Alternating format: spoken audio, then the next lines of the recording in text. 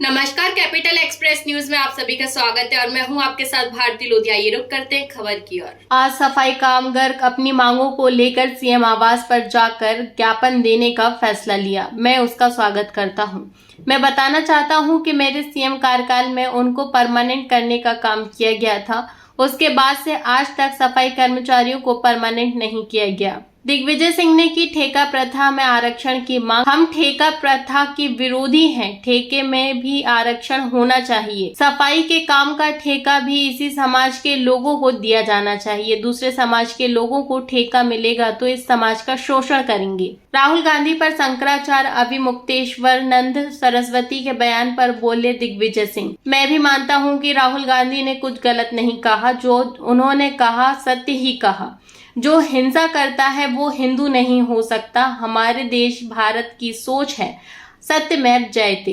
अंदर सभी मतदाता भाइयों और बहनों से प्रार्थना करता हूं कि माननीय कमलनाथ जी के निर्देशन में छिंदवाड़ा में और उनके नेतृत्व में जिस तरह से छिंदवाड़ा का विकास हुआ है उससे वो हाथ धो देंगे अगर उन्होंने वहां से भाजपा को जिता दिया।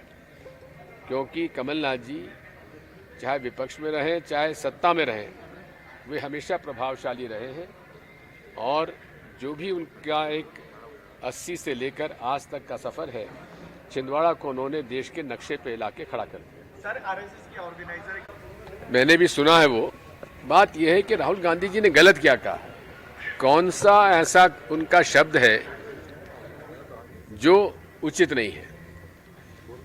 हाँ, उन्होंने कहा है कि जो लोग नफरत फैलाते हैं, जो लोग असत्य बोलते हैं, जो लोग देश में नफरत की आग फैलाते हैं वो हिंदू नहीं हो सकते।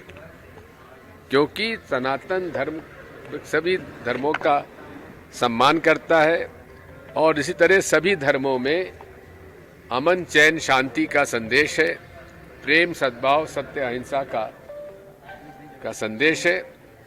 क्योंकि सत्य ही ईश्वर है और सत्यमेव जयते ये भारत का हमारा ये मोनो है, ये हमारी सोच है, हमारी आत्मा है भारत की। सत्यमेव जयते, सत्य की सदैव विजय हो, ये हमारा कार्यकाल में जितने लोग टेम्पररी लगे हुए थे उनको सबको परमानेंट हमने किया था। उसके बाद से आज तक किसी भी नगर निगम नगर पालिका में जो लोग काम कर रहे हैं सफाई कामगार उनको किसी को नियमित नहीं किया गया है, नंबर 1।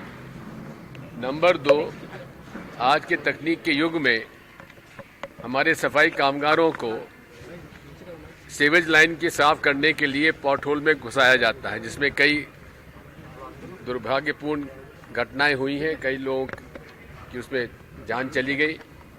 इसलिए आज रोबो का ज़माना है, रोबो के माध्यम से सफाई होना चाहिए और उसके लिए सरकार को विशेष तौर पर बजट का प्रावधान करना चाहिए।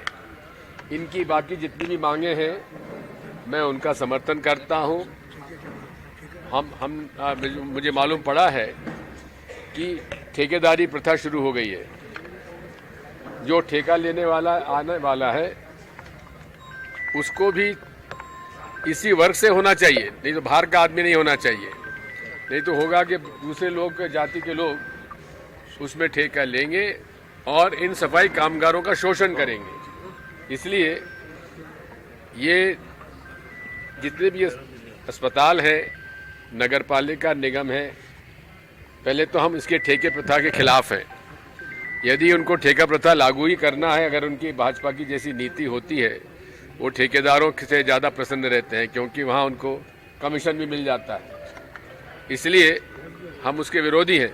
लेकिन उसके बावजूद भी अगर भारतीय जनता पार्टी सरकार ठेका प्रथा लागू करना चाहती है तो ठेके में भी इसमें आरक्षण होना चाहिए और केवल सफाई कामगार को और वाल्मीकि समाज के लोगों को ही ठेका देना चाहिए। फिलहाल के लिए इस खबर में इतना ही। देश विदेश की तमाम खबरों को जानने के लिए देखते रहिए कैपिटल एक्सप्रेस न्यूज। नमस्कार।